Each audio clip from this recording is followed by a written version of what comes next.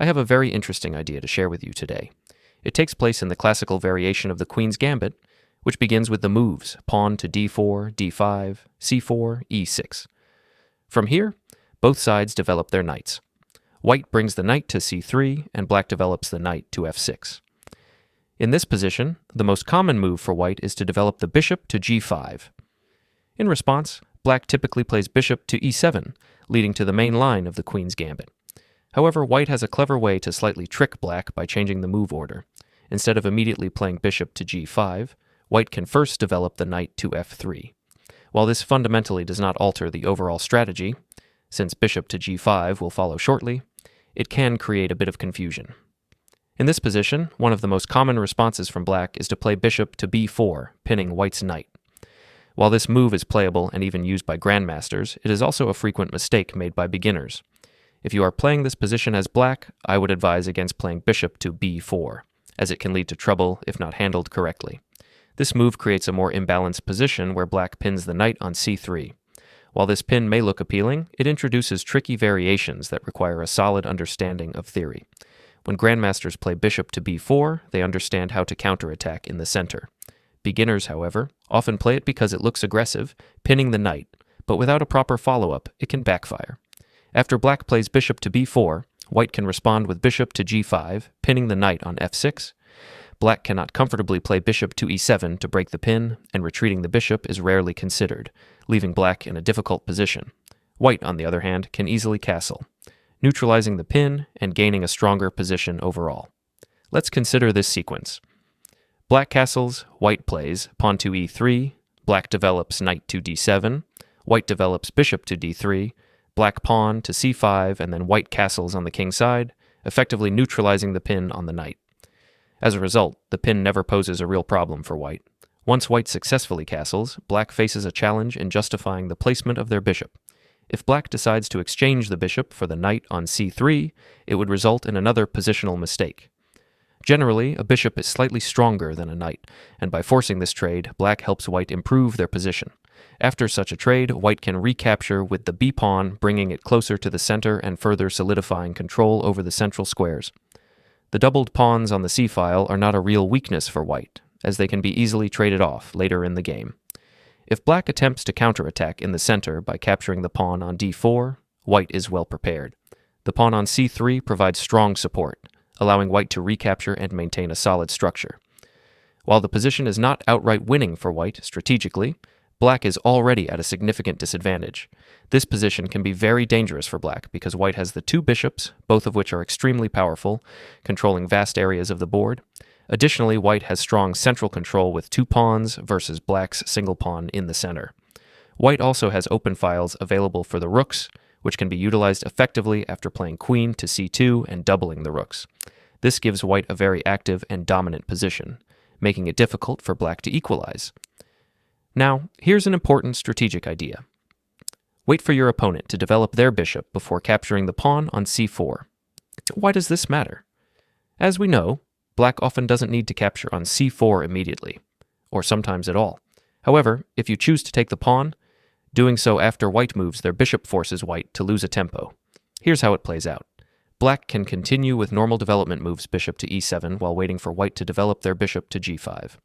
Black can castle, pawn e3, bulk develop the knight on d7, and position the queen or queenside bishop while keeping the option to capture on c4 in reserve. Eventually, white will move their bishop, at which point black can decide to strike, gaining a small but valuable tempo advantage. White will eventually need to move the light-squared bishop because they must complete their development and castle. Once white moves the bishop, that is the ideal moment for black to capture the pawn on c4. By doing this, white ends up placing the bishop on c4 in two moves instead of developing it directly in one move from the starting position.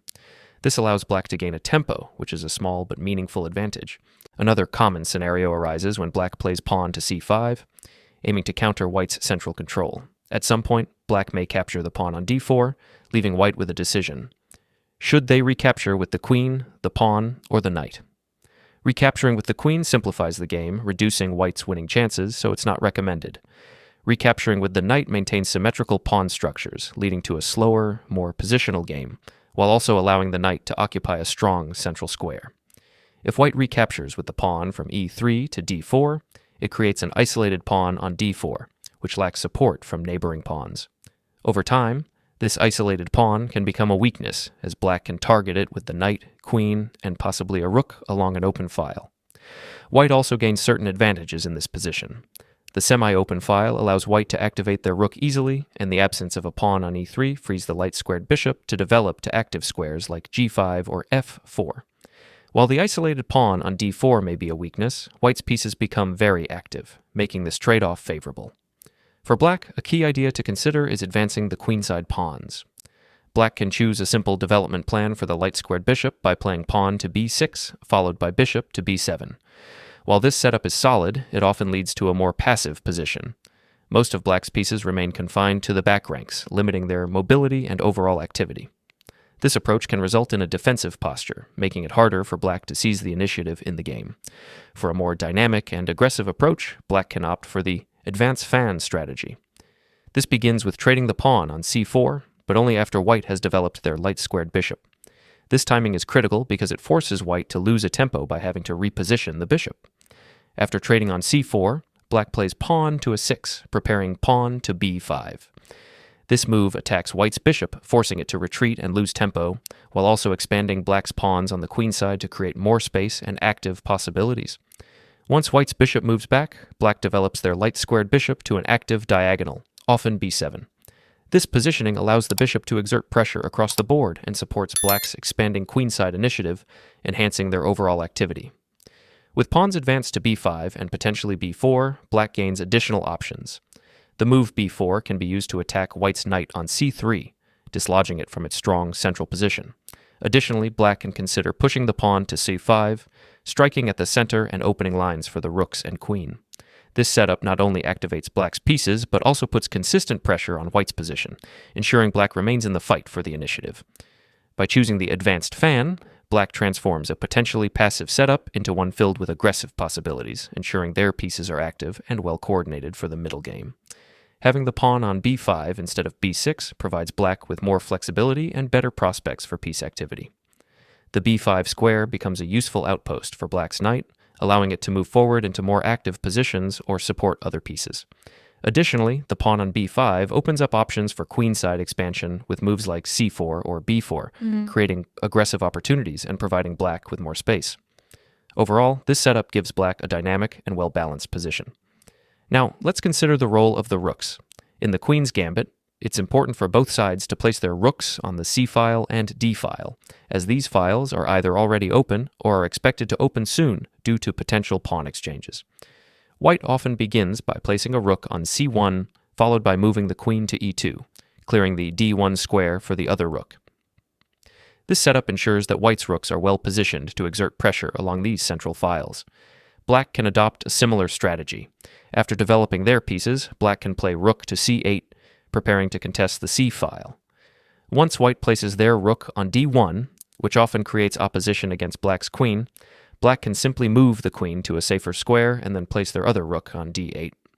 This alignment of rooks on the c-file and d-file allows both sides to be ready for action in the center, ensuring they are well prepared for future exchanges. This careful positioning of rooks and pawns reflects the strategic depth and balance often seen in high-level games of the Queen's Gambit. Thanks for watching. If you found this video helpful, then subscribe.